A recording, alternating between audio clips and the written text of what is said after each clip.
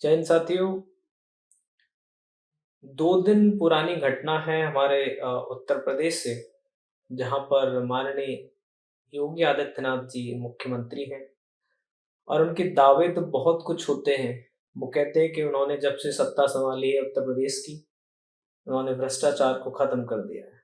लेकिन उनकी कथनी और करनी में कितना अंतर है, इसकी बार-बार जो है इसका ज़िक्र हुआ है और तमाम ऐसी घटनाएँ हैं जो बाबा जी की कथनी और करनी में साफ-साफ अंतर जो है, जहाँ से आपको मिल जाएगा देखने को। और उन्हीं में से एक घटना ये 2 दिन पुरानी है।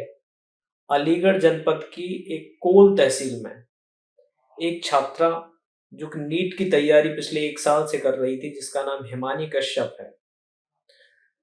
उन्होंने अपना जाति प्रमाण पत्र अपने तहसील में ऑनलाइन जो अप्लाई किया, ऑनलाइन उन्होंने एप्लीकेशन फिल किया और पाया कि तीनों बार, 1 नहीं, 2 नहीं, पूरे 3 बार उन्होंने अप्लाई किया जाति प्रमाण पत्र के लिए और तीनों बार उनका जाति प्रमाण पत्र का जो सर्टिफिकेट है, वो लेखपाल, जिसे हम पटवारी भी कहते हैं, उसने रिजेक्ट कर दिया और कारण भी कोई नहीं बताया। लेकिन बाद में जब एक लेटेस्ट उन्होंने अभी 15 मार्च को पिछले ही महीने फिर से एक कोशिश की कि शायद हो जाए, जिससे कि वो नीट की परीक्षा में बैठ पाएँ, नीट का फॉर्म अप्लाई कर पाएँ, लेकिन उनका ये सपना टूट गया। और उनके सपने को तोड़ने के लिए कौन ज़िम्मेदार है, उस पर मैं आज चर्चा आप सबके सामने करना चाहूँगा। जो मैं अखबार के माध्यम से पढ़ रहा था, जिसमें पटवारी ने या लेखपाल कहिए, उसने जो तर्क दिया है, उसने कहा है कि जिस जाति प्रमाण पत्र को अप्लाई किया है हिमानी कश्यप ने, उसमें जो फ़ोटो है, उस एप्लीकेशन में जो फ़ोटो है, उसमें वो स्कार्फ सर पर, दुपट्टा बाँधे हुए है, जिससे उनको ये लगा कि ये इस जाति की नहीं है या किसी और जाति की है और उन्होंने फॉर्म को रिजेक्ट कर दिया। ये इस तरीके का बेतुका सा तर्क दिया गया है। अब इसमें बहुत सारी चर्चाएँ चल रही हैं, इसमें चर्चाएँ चल रही हैं क्योंकि वो किसी और जाति की थी, लेखपाल किसी और जाति का था, शायद इसलिए रिजेक्ट हो गया, या बहुत सारे ऐसे एंगल हैं। हालाँकि इसमें शिकायत की गई है और डीएम साहब ने जो है आश्वासन दिया है। लेकिन अब इस आश्वासन का क्या मतलब रह जाता है, जब नीट की प्रिपरेशन कर रही छात्रा नीट के एंट्रेंस एग्ज़ाम में, जो कि अगले महीने होना है, उसमें बैठ ही नहीं पाएगी। तो इसकी ज़िम्मेदारी, उसके भविष्य के साथ खिलवाड़ होने की ज़िम्मेदारी क्या उत्तर प्रदेश के मुख्यमंत्री योगी आदित्यनाथ जी लेंगे? या क्या वो तहसील लेगा? क्या वहाँ के एसडीएम साहब लेंगे? क्या वो लेखपाल लेगा? और हो सकता है उसके खिलाफ कोई कार्रवाई हो भी जाए, ये भी मैं मान के चलता हूँ। लेकिन उससे क्या उसके 1 साल की भरपाई हो जाएगी? क्या उसके जो भविष्य है, उसके साथ ये जो खिलवाड़ हुआ है, उसकी भरपाई हो जाएगी? नहीं होगी। लेकिन मैं आपको एक चीज़ इसके ज़रिए समझाना चाहता हूँ कि ये मुद्दा महज़ जातिगत एंगल का मुद्दा नहीं है। आप उत्तर प्रदेश की किसी भी तहसील में चले जाइए, उत्तर प्रदेश की किसी भी ब्लॉक में चले जाइए, उत्तर प्रदेश के किसी भी जनपद के तमाम कार्यालयों में चले जाइए, जहाँ आपकी पेंशन बनती है या जहाँ कृषि के जो कार्यालय हैं, आम इस तरह के तमाम डिपार्टमेंट हैं जहाँ डेली जनता जाती है और निराश होकर के लौटती है। और इसका कारण क्या है? रिश्वतखोरी। उसका कारण है भ्रष्टाचार। जी हाँ। और ऐसे कई मामले मैंने 2021 से लेकर के आज तक सुलझाए हैं और मैंने देखा कि कहने को तो सिस्टम जो है ऑनलाइन किया गया है कि आप ऑनलाइन जाति प्रमाण पत्र के लिए या फिर आय प्रमाण पत्र, ऐसे तमाम सारे आवेदन आप कीजिएगा।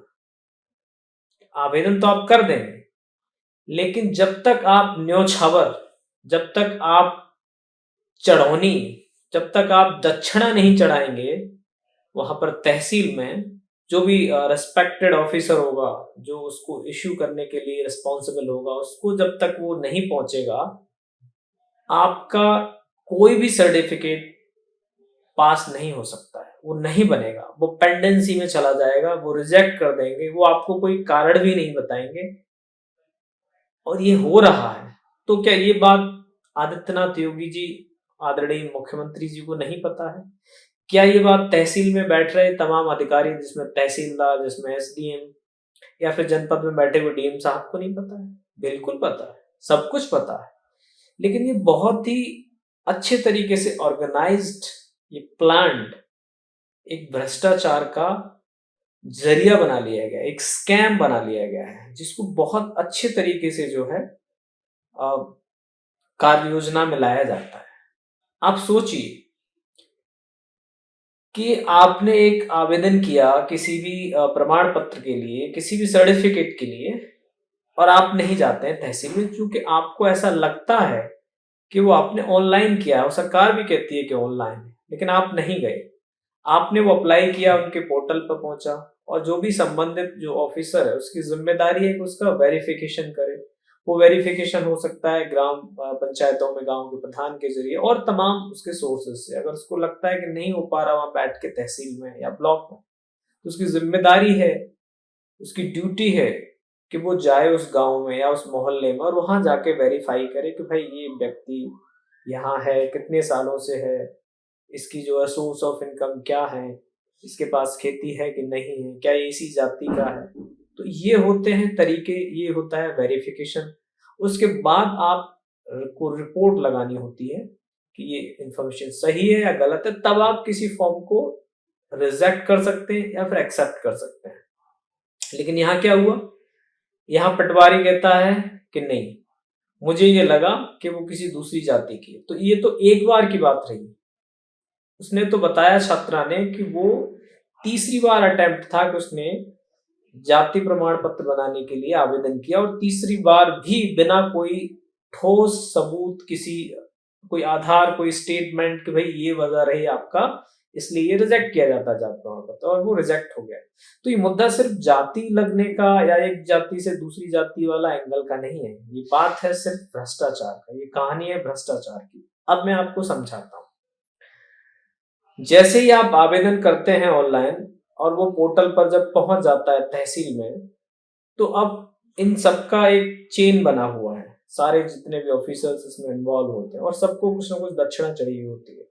तो अगर आपने उसकी पैरवी नहीं की, जिसको कहते हैं कि आपने फॉलो अप नहीं किया, अगर आपने बातचीत नहीं की फोन से या किसी के जरिए ऑफिसर से, चाहे वो लेखपाल हो, चाहे वो तहसीलदार हो, चाहे कोई भी हो, तो वो ऑटोमेटिकली आपका फॉर्म रिजेक्ट हो जाएगा। जब तक आप उनसे बात नहीं करेंगे, उनसे जाके मिलेंगे नहीं, उनको दक्षिणा नहीं देंगे, उनको चढ़ौती नहीं चढ़ाएंगे, तब तक आपका एप्लीकेशन जो है पास नहीं हो सकता है। आपको सर्टिफिकेट नहीं मिलेगा, नहीं मिलेगा, नहीं मिलेगा, आप कुछ भी कर लीजिएगा। भ्रष्टाचार इस लेवल पर व्याप्त है। उत्तर प्रदेश की तहसीलें, उत्तर प्रदेश के ब्लॉक, उत्तर प्रदेश के चाहे वो नगर निगम के कार्यालय हों, चाहे अन्य जो है ऑफिसेज हो सरकारी, ये सब जो है भ्रष्टाचार के अड्डे बन चुके हैं। और अगर योगी आदित्यनाथ जी को ये लगता है कि मैं झूठ बोल रहा हूं, तो स्वयं किसी दिन जो है वो एक आम आदमी बनकर मेरे साथ चलें, किसी भी तहसील में एक ऑनलाइन सर्टिफिकेट अप्लाई भी करके देख लें किसी का, और स्वयं चेक कर लीजिए, क्या दिक्कत है। तो सवाल ये उठता है कि एक बच्ची का भविष्य जो अभी बर्बाद हो गया, जो अब वो नीट में नहीं बैठ पाएगी, आप कार्रवाई करेंगे, आप कार्रवाई करेंगे, लेखपाल को कुछ दिनों के लिए सस्पेंड कर देंगे, हो सकता है तहसीलदार को भी सस्पेंड कर देंगे, ये सब हो जाएगा। लेकिन ये सब होने से क्या, उस बच्ची का वो जो 1 साल की स्टडी थी, उसका जो सपना था कि वो नीट में बैठेगी, वो एग्जाम देगी और वो पास हो जाती, वो डॉक्टर बनने का सपना, ये सब भरपाई करेगा कौन, इसकी जिम्मेदारी कौन लेगा। और ये हुआ क्यों? क्योंकि आपको सब कुछ पता है, आपकी नाक के नीचे भ्रष्टाचार हो रहा है, आपके सीएम ऑफिस में भी चल रहा होगा, क्योंकि वो तो एक धंधा बन गया है, आपने उसको एक अधिकार मान लिया है, उस पर कोई ठोस कार्रवाई नहीं है। क्यों नहीं आप इन सारे कार्यालयों में सीसीटीवी कैमरे लगा देते हैं? लेकिन मुझे लगता है उससे भी दूर नहीं होगा। क्योंकि आप देखिए, कभी तहसील में जाइएगा, कभी जनपद कार्यालय में जाइएगा, तमाम वहां पर आपको दलाल लोग मिल जाएंगे, और वो दलाल किसके जरिए सेट किए गए, इन्हीं ऑफिसर्स के जरिए। वही आपको तौर तरीके बताएंगे, वही काम आपको, वो कुछ आप उनको रुपए दे दीजिए, खड़े खड़े करा देंगे, लेकिन आप नहीं करा सकते। तो सवाल ये है कि क्या कोई आम आदमी किसी भी तरीके का सर्टिफिकेट अगर वो बनवाना चाहता है, वो भी किसी समय से बनवाना चाहता है, तो वो बिना किसी घूसखोरी के बनवा सकता है क्या? नहीं। इसका आंसर है सीधा-सीधा नहीं। मेरे एक अभी रिसेंट की घटना है।